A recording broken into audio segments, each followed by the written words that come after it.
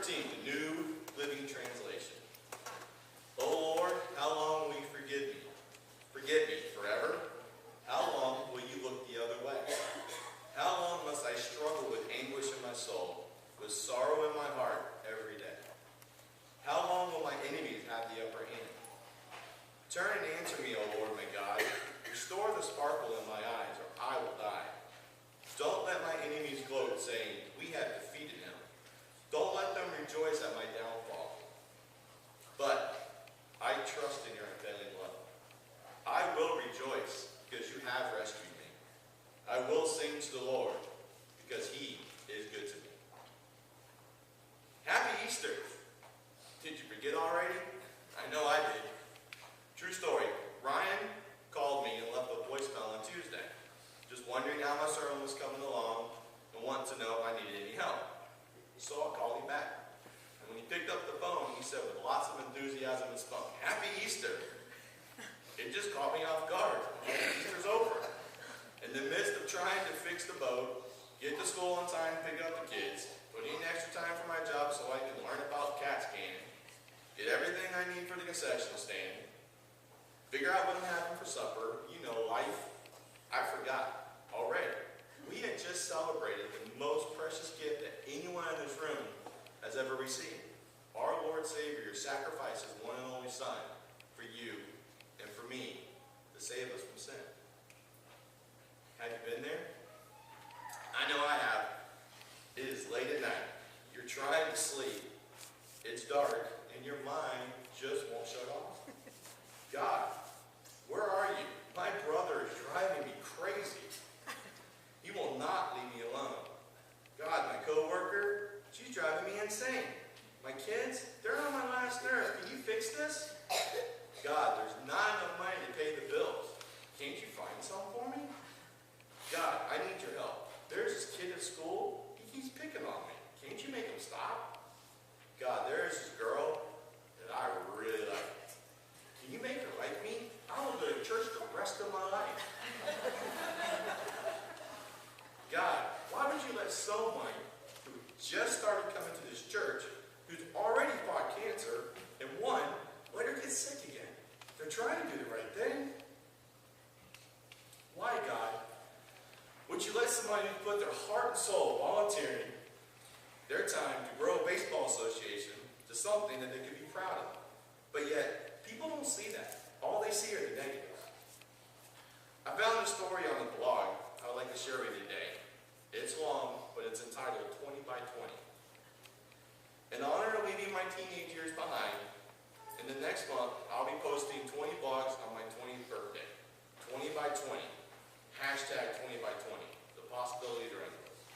I'm doing this because I like to write, and my blog is important to me. But recently, I have felt pressured to have every word perfect before I post anything, to make sure that even though my life isn't perfect in so many ways, that my narratives and my prose are impeccable. I'm doing this to remember how to write imperfect and without pressure. It's something I'm doing for myself. I'll admit, but I hope you come along with me. A letter for the brokenhearted. This is what no one will tell you.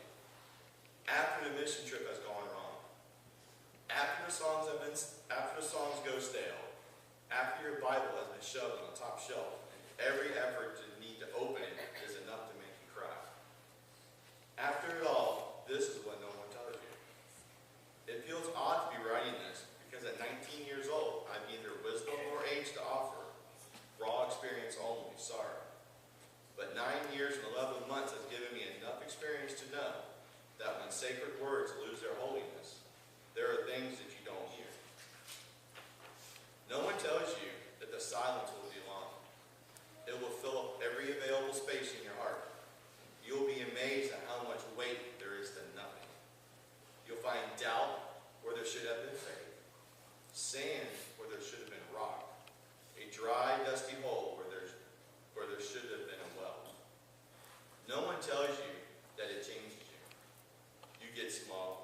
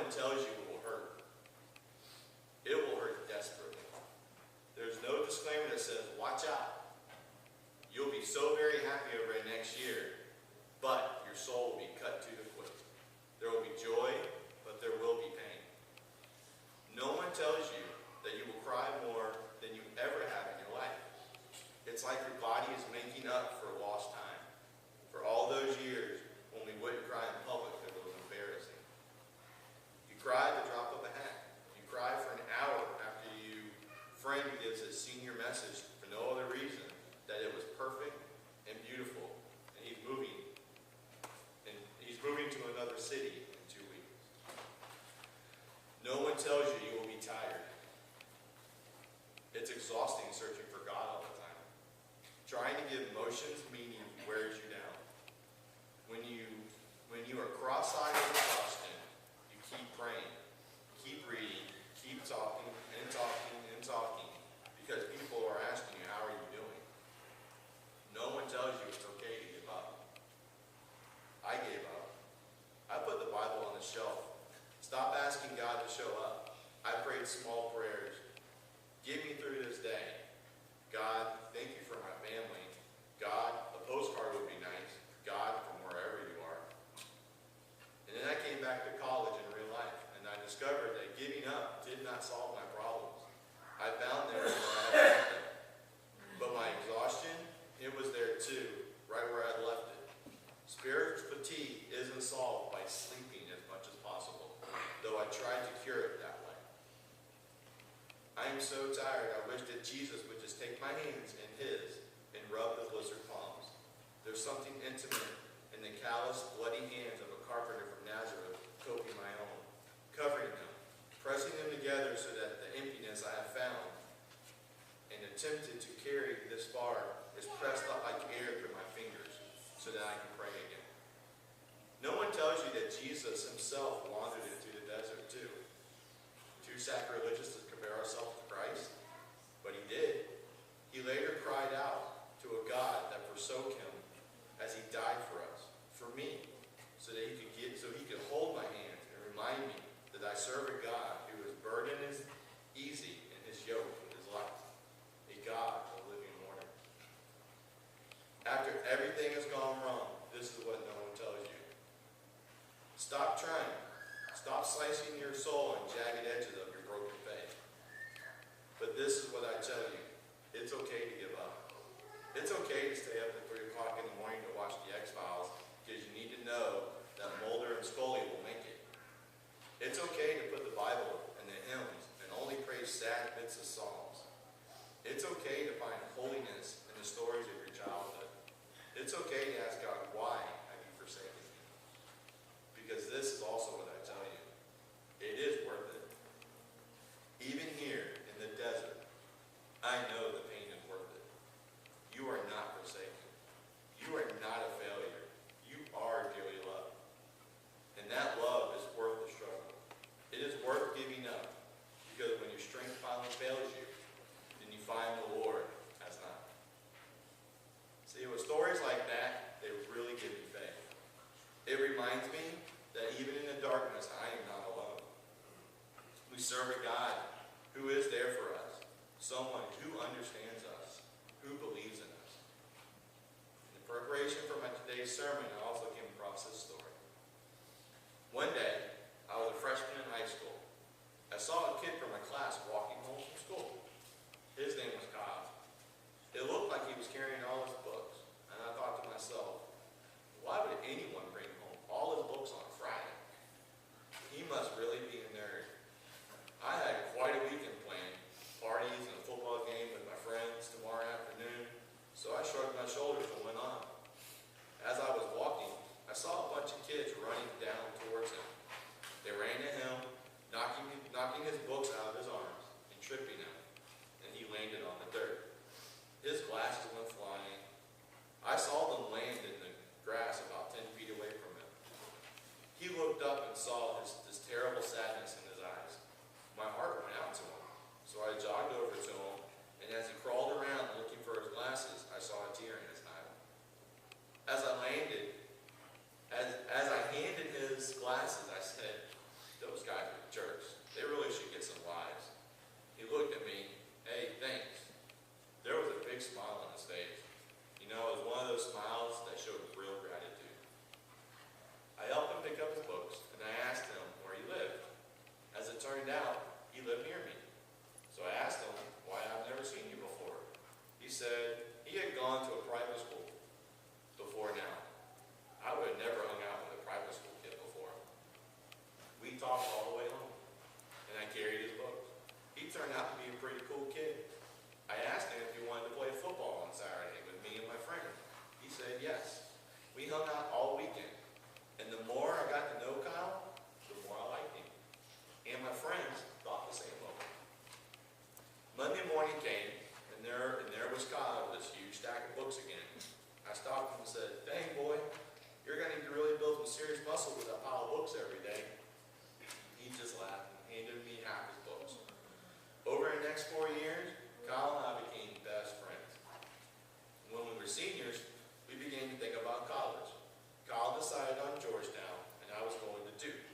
I knew that we would always be friends, that the miles would never be a problem.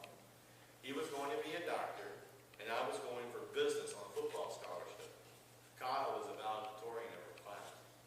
I teased him all the time about being a nerd. He had to prepare a speech for graduation. I was glad it wasn't me having to get up there and speak graduation day. Graduation day, I saw Kyle. He looked great. He was one of those guys that really found himself during high school.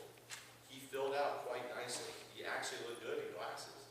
He even had more dates than me, and all the girls loved him. And boy, sometimes I was jealous. Today was one of those days. I could see that he was nervous about his speech. So I smacked him on the back and said, "Hey, big guy, you'll be great." He looked at me with one of those looks, you know, the really grateful one, and smiled. "Thanks, man." As he started his speech, he cleared his throat and began. Graduation is the time to thank those who have helped you make it through those tough years. Your parents, your teachers, your siblings, maybe a coach, but mostly your friends. I'm here to tell you that being a friend to someone is the best gift that you can give them. I'm going to tell you a story.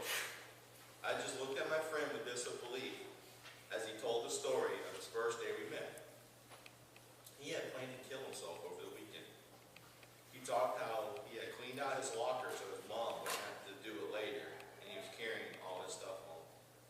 He looked hard at me and gave me a little smile. Thankfully, I was saying, my friend saved me from doing the unspeakable. I heard the gasp go through the crowd as this handsome, popular boy told us about his weakest moment. I saw his mom and dad looking at me, smiling that same great smile. Not until that moment did I realize its depth. Never underestimate the power of your action.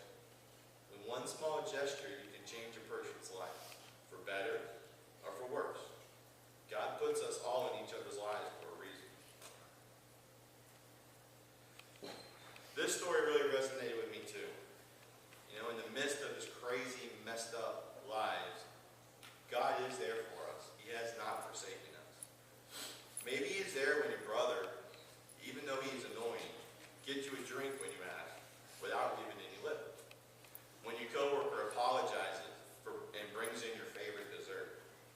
When you put your kids to bed after you have driven you crazy all day long and they tell you that they love you. It's moments like this that really turn your day around. God, I need money to pay bills.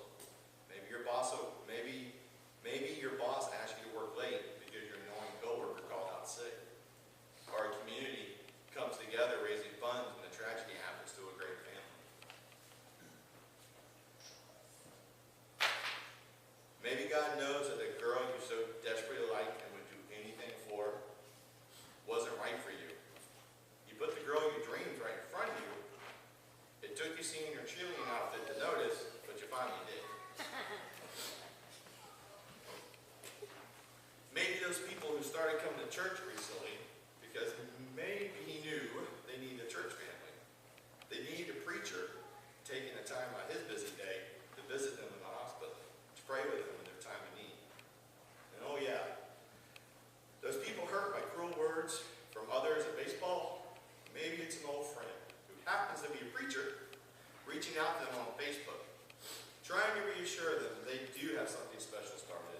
They are doing a great job, reminding them they are alpha. I want to leave you with one final thought. It's a video that makes no start for me. We had planned to bring you a story tonight about a kind of prep school that prepares football players for the NFL draft and big contracts. But we're going to call it audible. We're going to switch sports tonight because we've run across an absolutely amazing basketball player that we want you to see. Here's Steve Hartman. Grace Athena High School in Rochester, New York has a new, most unlikely hero, a special ed student by the name of Jason McElwain. Jason is the basketball team manager. For the past couple years, he's been assisting Coach Jim Johnson, helping with whatever the team needs. Get him more than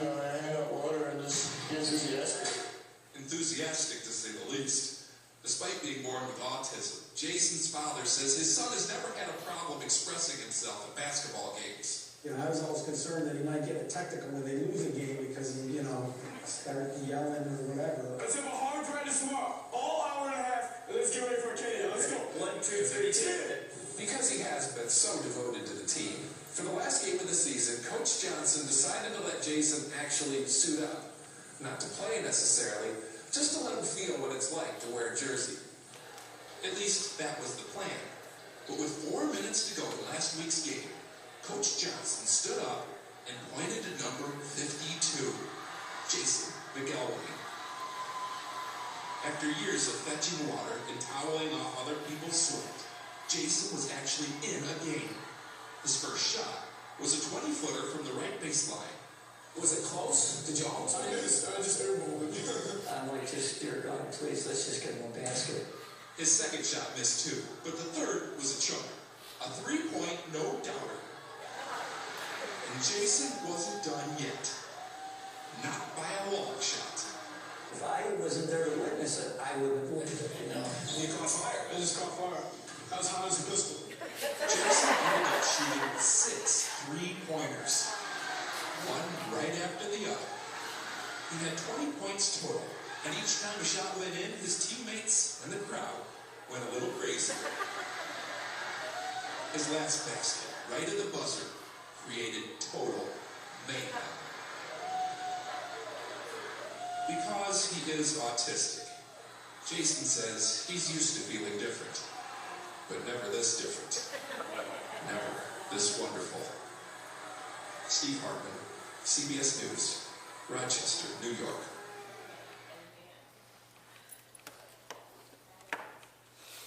I so believe God was present in the gym that night. I don't think God even made those shots. Jason did that. God was with that coach who put him in the game. But more importantly, I think God was in those hearts of all of Jason's fellow players and all the students who were cheering him on.